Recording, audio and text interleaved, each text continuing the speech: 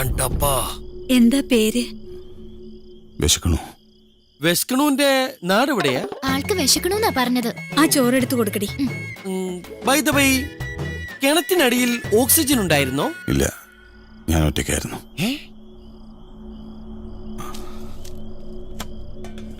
വിളമ്പി കൊടുക്കാൻ പറ്റി.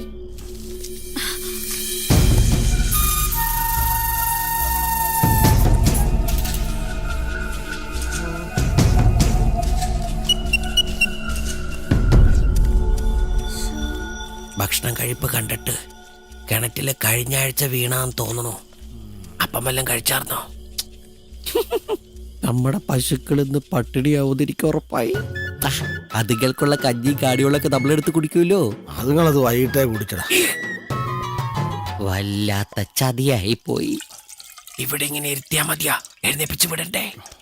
അതെ, എങ്ങോട്ട്